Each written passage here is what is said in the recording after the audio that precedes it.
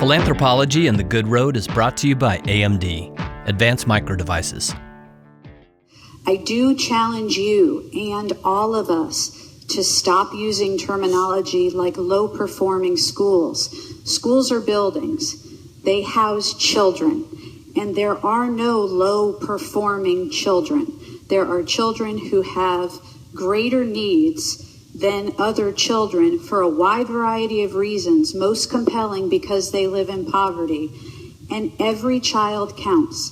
So before we say, I wouldn't say a child's a low-performing child any more than I would say that someone's a low-performing politician.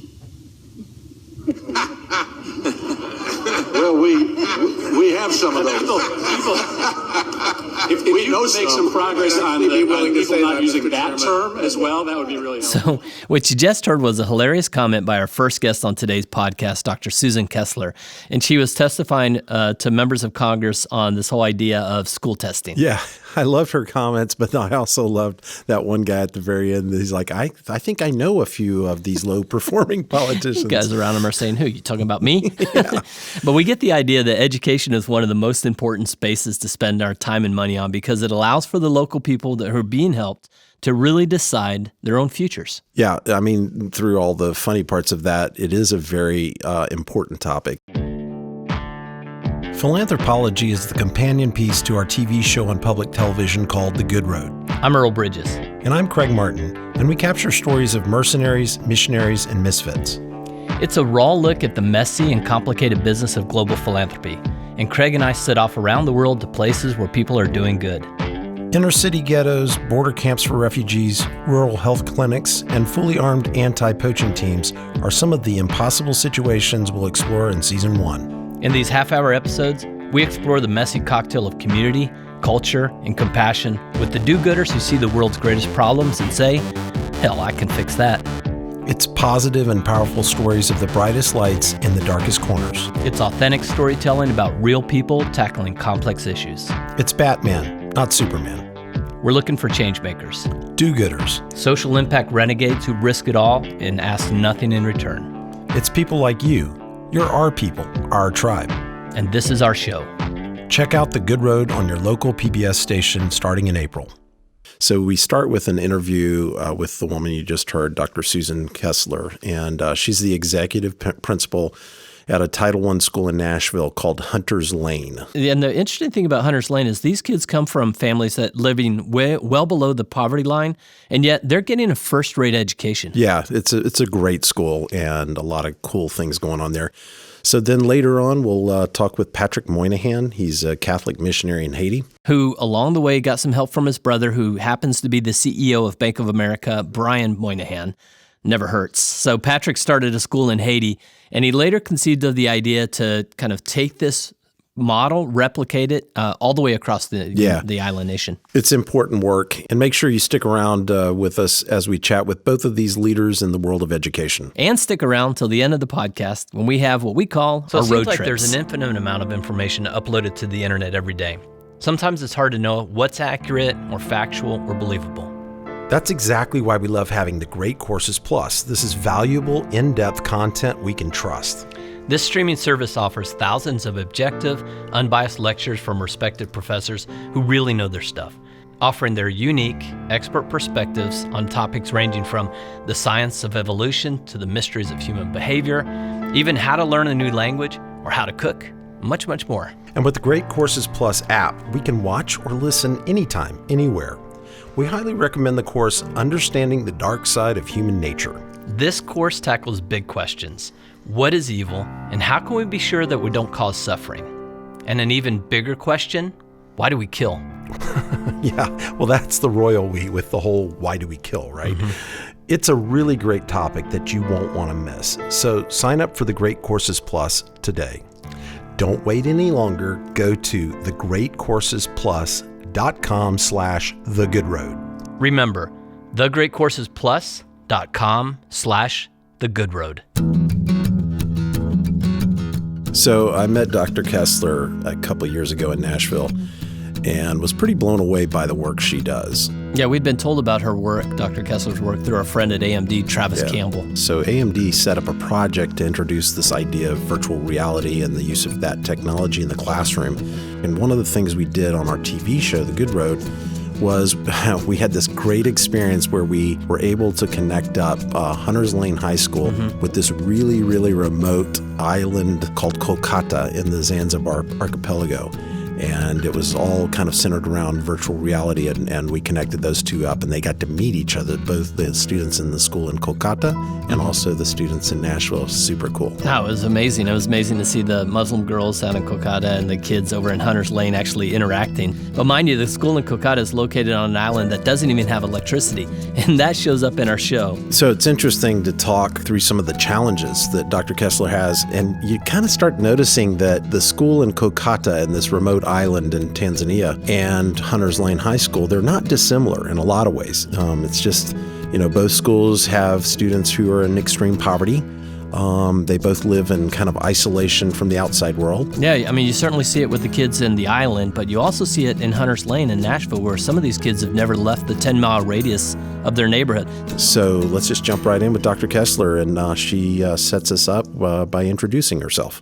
I started out as a teacher before becoming an assistant principal and then principal. I've worked in 6 different schools over my career in 2 different school districts over the last 24 years. I am a mother. I have 3 children who are 23, 18, and 13. I have been able to do some really interesting things. Usually centered around innovative practices in education. And that enabled me in 2015 to be able to testify in front of the United States Congress as they were reauthorizing and revising to the new ESSA Act from the former No Child Left Behind. And then I am also a occasional guest on the Steve Harvey daytime talk show as a parenting expert. So Dr. Kessler, tell us a little bit about the students in your school. Well, because our students are economically disadvantaged, they do have challenges that don't exist for all other kids. For example, housing tends to change more often when a family is sort of in an economic crisis. So I have some kids that may live in, who are actually technically homeless. They may live in a weekly hotel for a little while and then they go somewhere else, et cetera. And so it becomes kind of a difficult life of keeping all of your belongings in a garbage bag and moving from place to place. And that's a real challenge. And federal law protects students so that way, if they're in that situation, they can stay in their school so they're not switching schools all the time. But it does still create a lot of difficulties for them because there are challenges in terms of transportation. Last week I lived somewhere different than this week, and getting mail home. And when you think about it, just the whole notion of school supplies and having a kitchen table to do your homework and all of that kind of stuff, that is something that middle-class America takes for granted. And a lot of my students have to find a way to make it work. And it's one of the reasons they're just so resilient. And one of the things that we do here is we have our mascot is the Warriors. And so we have our own warrior-free bookstore, and that's for all students. It doesn't matter if you come from a family that has no income or makes $2 million a year, and you can go during lunch and get pens, pencils, index cards, poster board, paper, binders, colored pencils, magic markers, and you can get your supplies so that way you have them and you don't have to worry about waiting for the next paycheck to come whether it's your paycheck or your parents' paycheck, so you can get markers, so you can do an assignment. So we provide all of that for students, and the inventory is run by our Marketing 1 classes as a authentic experience for them. No money ever exchanges hands because it's free, and the only thing you have to show in order to get your supplies is that you are a Hunters Lane student. And so that really has helped be a great equalizer. Dr. Kessler related one of the simple things that most of us take for granted, like making sure our kids get a meal. Yeah, it's pretty tragic when you think about how she describes her kids. There's things that happen that remind you just how tentative life is for some students. All of the kids in our district have free breakfast and free lunch through a grant with the United States government, which has been really helpful. But then last year in the winter, we noticed a student who, even after he had eaten his lunch, was going around eating discarded food off trays in the trash. And we thought, you really have to be hungry to do that. And I'm of the mindset that if one person is doing something, it's not necessarily one person. That's the one person I noticed, but it may represent a much bigger group than that. And so that was sort of a stop the bus moment for me, where I said, I need to offer more food here for kids because I have kids who are eating trash. And so I went a couple of different avenues and kind of kept hitting brick walls, and then finally came upon a grant through our state that allows us to actually serve a third meal here for free for our students. That we do it at 2:30 every day. School gets out at 2:05. And so any student who's staying after school, whether they're staying after for detention, for sports, for band, for tutoring, it doesn't matter what they're here for, they can also get now a third meal that meets the same basic requirements as lunch and breakfast, with having protein and a milk and all of that kind of stuff. And so that has helped to bridge the gap for some of the kids, because food insecurity is a real issue. We have 56 children who get a backpack full of food every Friday afternoon, because if they don't get that food from us, they may not eat over the weekend.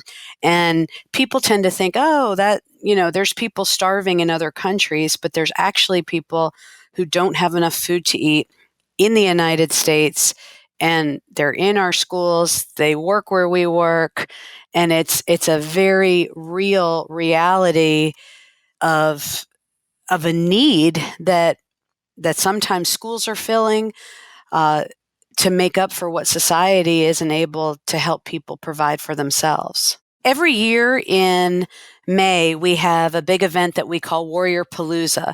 And so we have our project fair then, we have our Festival of the Arts, National Honor Society induction, our band and choir concerts, and our 9th through 11th grade awards. And so we have things that go on like every half an hour starting at 4:30, and we always provide food for our families that come. And so it's usually sandwiches, small bags of chips, some cut fruit platters, and a cookie. And a couple of years ago, we were having Warrior Palooza and we're dishing out the food, and a student kind of pulls me to the side and he whispers in my ear and he says, "Dr. Kessler, is this free?" And I said, "Oh, yes, it's free. Take what you want." And he looks at this table that has just regular old sandwiches and bags of chips and cookies and some carrots. And he says, "Wow, looks like heaven." And it was one of these just like shocking moments for me, because a child in the United States shouldn't look at a table of sandwiches and consider that to be heaven.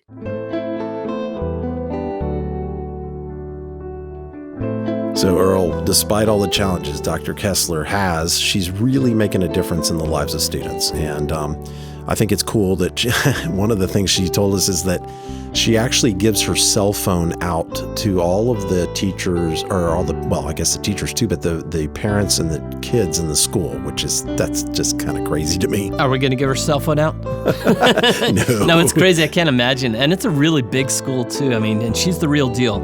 It would be nearly impossible for her students to break out of this cycle of poverty without the kind of education that they provide at Hunters Lane High School. Yeah, it was a lot of fun connecting the schools up in Nashville and Kolkata, sponsored by AMD, and they made that happen.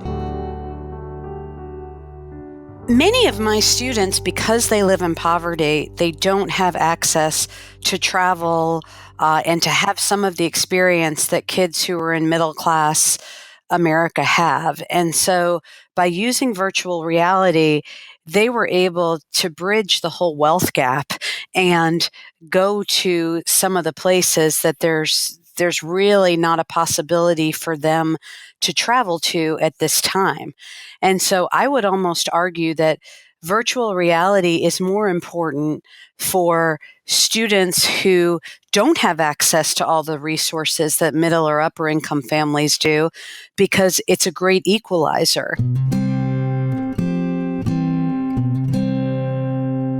So her work is certainly quite inspiring. Yeah, definitely inspiring. So next up, we have an interview with Patrick Moynihan to get his take on the power and importance of a good education. And his, work has been kind of controversial, so we'll touch on that as well. Awesome.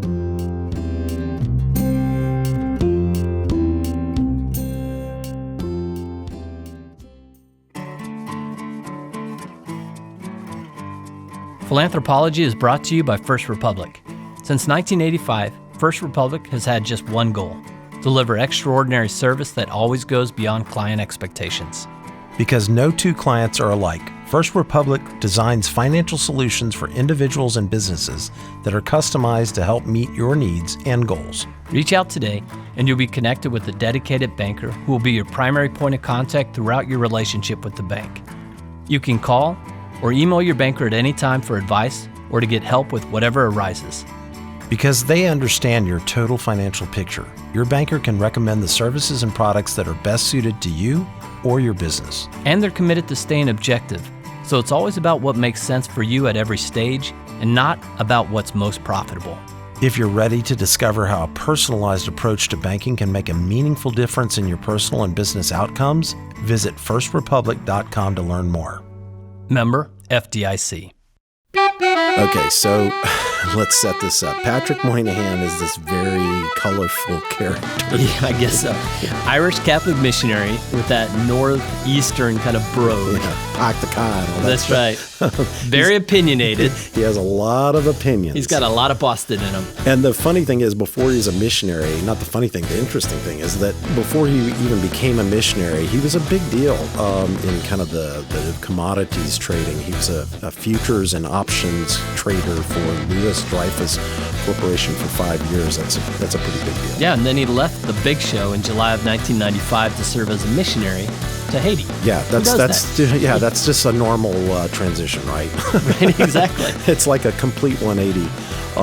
But the thing that's interesting is his brother, being the CEO of Bank of America, has allowed him access to a lot of really powerful people. Yeah, I mean, he's rubbing shoulders with billionaires and celebrities, and he works with some of the most disadvantaged people on the planet. Yeah, it's quite a contrast.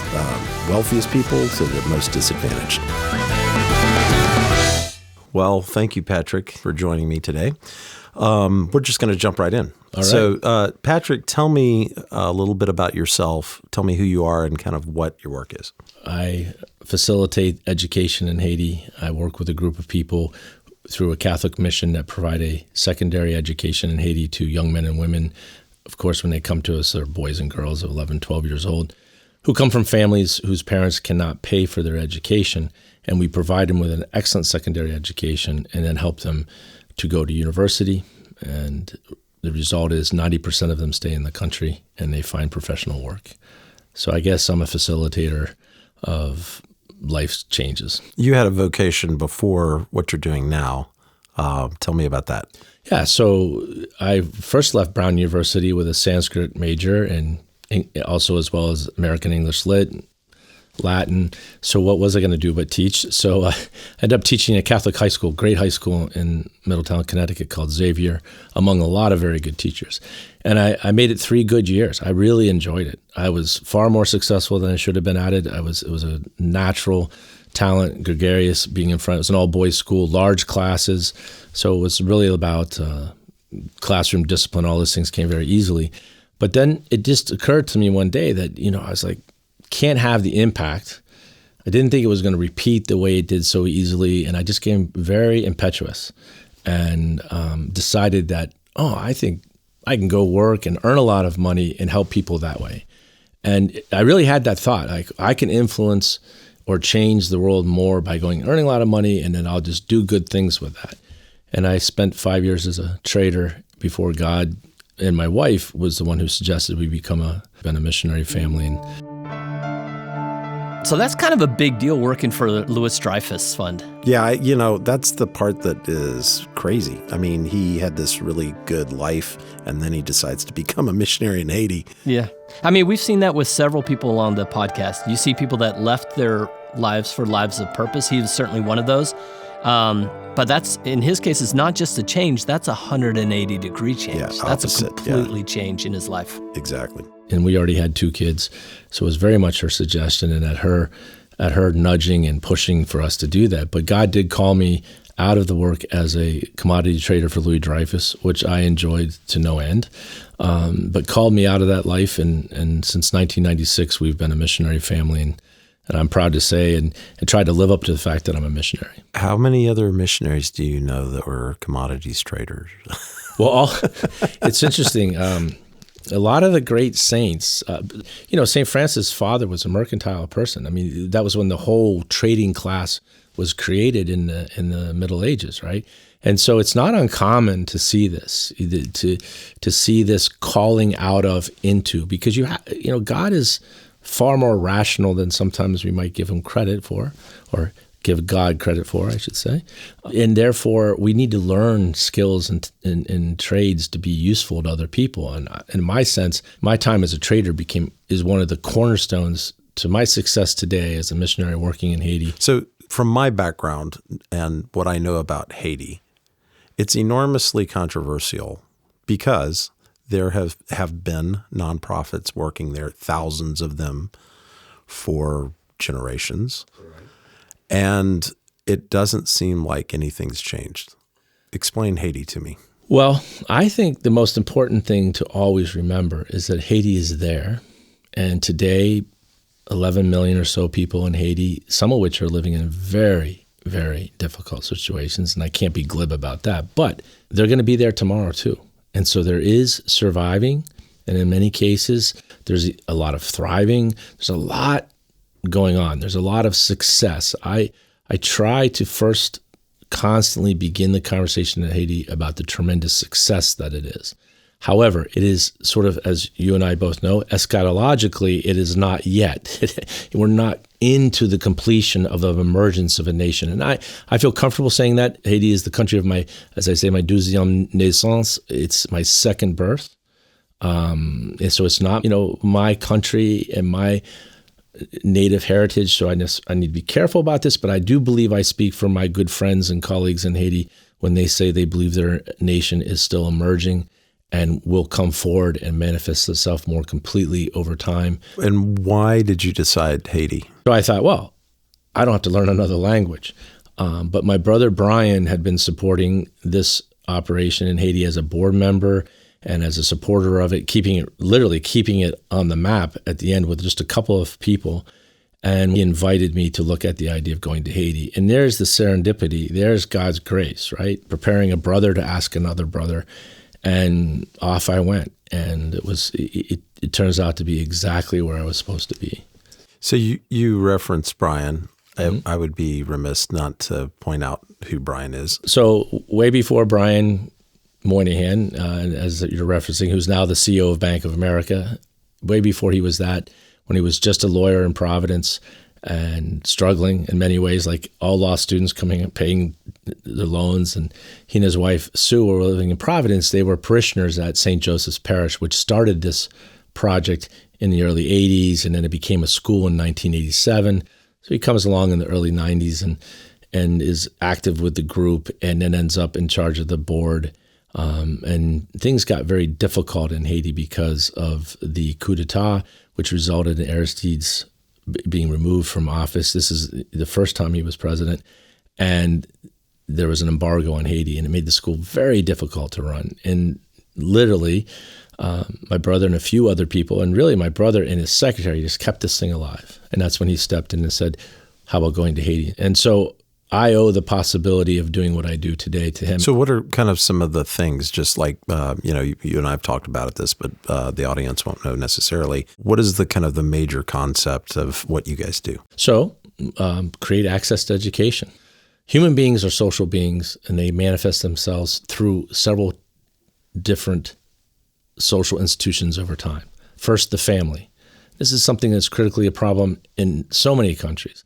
But in Haiti, because of the economic devastation, the issues created by the issues that come through a slave culture of life that was oppressively pushed on people, the way people were handled through that process so inhumanely, creates a huge issue in that first institution. But again, I've seen tremendous success in families in Haiti as well. This episode of Philanthropology has been made possible by Advanced Micro Devices. AMD. They're in our tribe of do-gooders, and we're excited to have them along on this journey of doing good in the world. AMD is helping solve the world's toughest and most interesting challenges around climate action, quality education and good health, and well-being. Tomorrow's breakthroughs start with the determination and inspiration of today. Trust us, if you're going to do good, you need some smart people in your tribe. Yeah, people smarter than you and me for sure. So the first institution is family. We're providing the second institution, which is education. And since we're here in Richmond, we can use Thomas Jefferson in a paraphrase and say that a democracy is only going to be as strong as the members in it. Yeah. So education is that second institution. Notably, we don't, and then we provide scholarships for young men and women who graduate from our school to go to university, but we are not the university to them. That's another level of institution and a separate institution. And they need to choose what they pursue in those universities freely among themselves.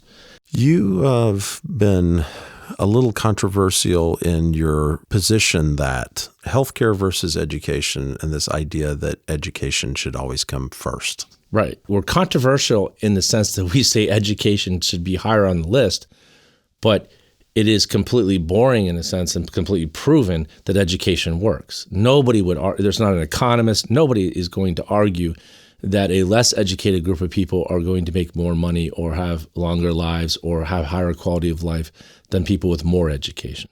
It's just a proven correlation. So in some sense, it's completely uncontroversial, isn't it? But it's interesting how easily that's forgotten.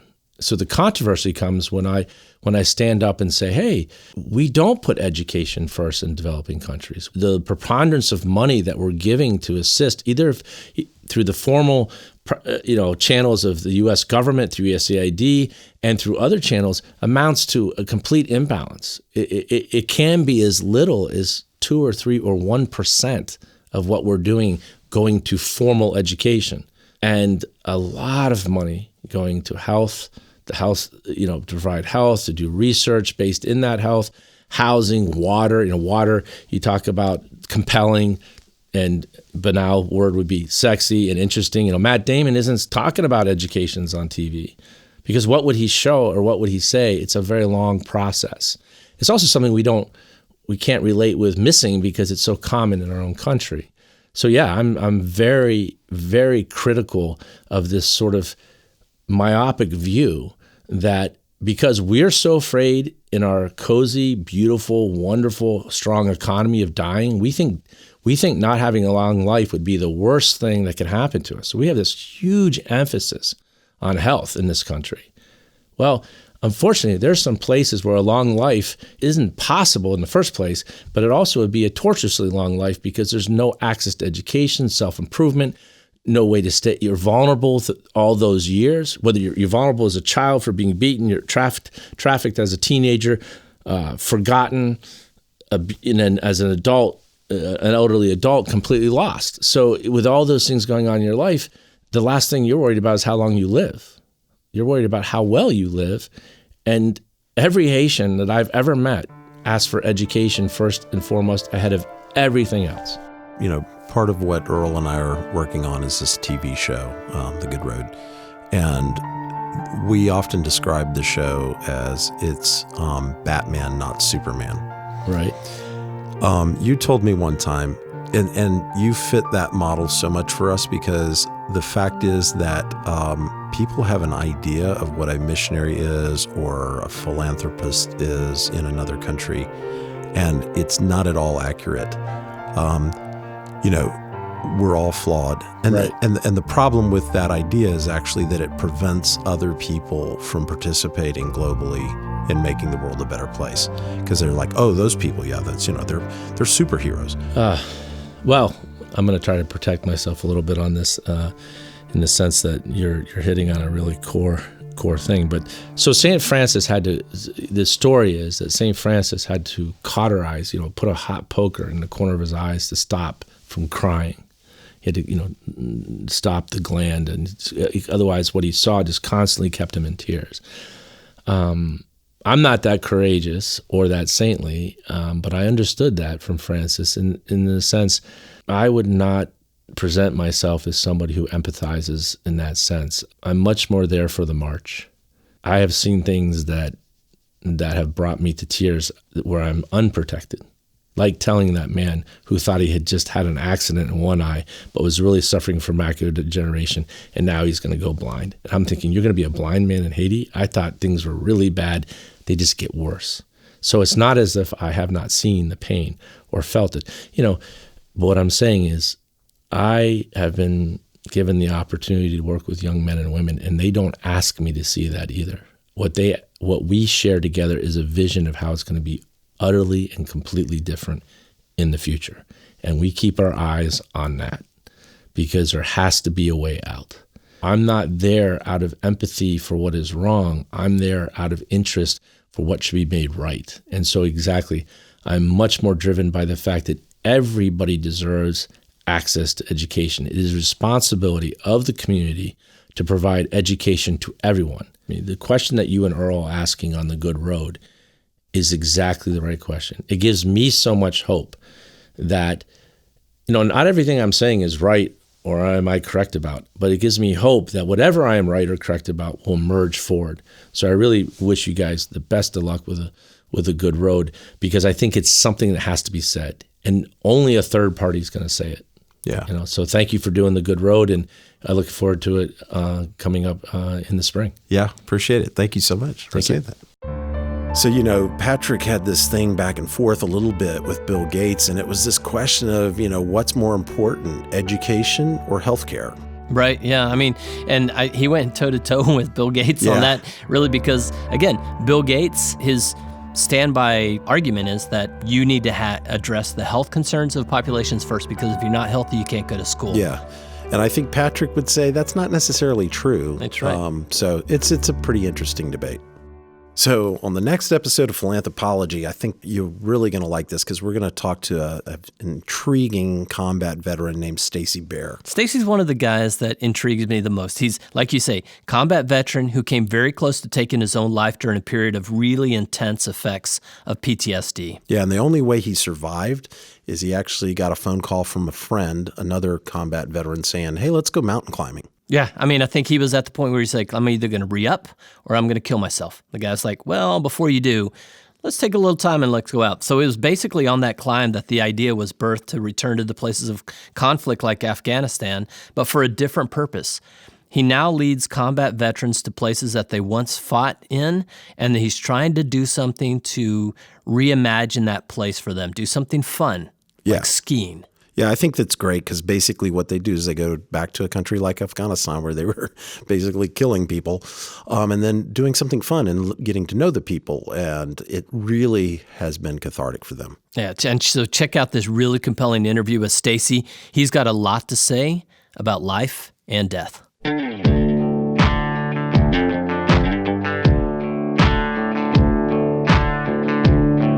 The Philanthropology Podcast is recorded at In Your Ear Studios in Richmond, Virginia, with direction from producer Carlos Chafin, engineering help from Andrea Steffel, soon to be Bukite. Earl and I also get creative direction from Andy Dunsing, the Good Road public television show. The theme music for Philanthropology was created by Jordan Martin of the band Door Mountain and can be found on iTunes. We also want to thank all of our do-gooders who gave us their time, support, and gray matter. And finally, we want to thank our original investors in all of this, our wives and kids. Specifically our wives who put up with us, Pam Bridges and Erica Martin. And to all the girls I've loved before.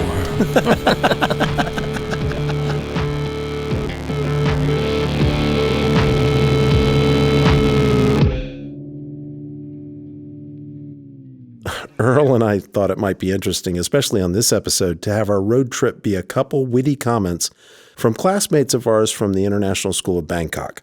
So here are a couple of our high school buddies. And by the way, we'll probably do this again because it's just so damn fun.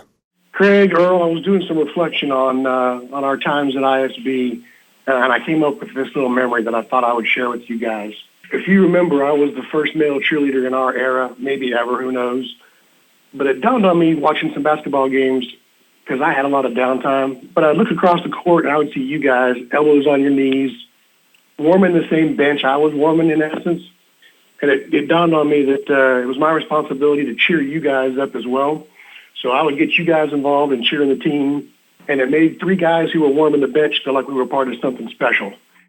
I'm Patty Williams, and I went to high school with Earl and Craig at the International School in Bangkok, and through the magic of social media, we were able to reconnect many years later.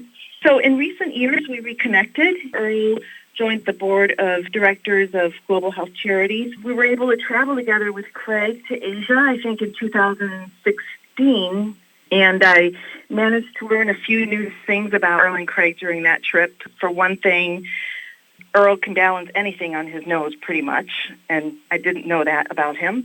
And Craig could be easy to spot in any airport with his red shoes and his toothbrush hanging out of his backpack, which drove me a little crazy during the entire trip. I feel like I was privileged during that trip to witness the birth of the Good Road. There's so much that is happening that is good work, and those stories need to be told. When we can engage other people in those experiences, it just helps build goodwill and have a greater impact on good in the world. So Craig lived down the street from my family in a quiet little neighborhood in Bangkok, and he was a good friend of my brother's and would come over to our house occasionally. I just thought I could share a quick story about what happened to our quiet little home. It was a 7-story apartment building, a nondescript, not notable in any way, but I found out years and years after we had moved away that it had since become a very famous male gay spa. And I only had the chance for the first time in about 30 years to visit it about 2 years ago. I went there and got to see it, and the people were very warm and hospitable, let me walk around. And but it's definitely changed a lot. For example, in the little covered parking area, there what used to be pillars have been turned into 7-foot statues of Anubis that's very anatomically correct. And there probably didn't need to be that detailed because in Thailand no one wears a jacket and you don't need to hang one up anywhere.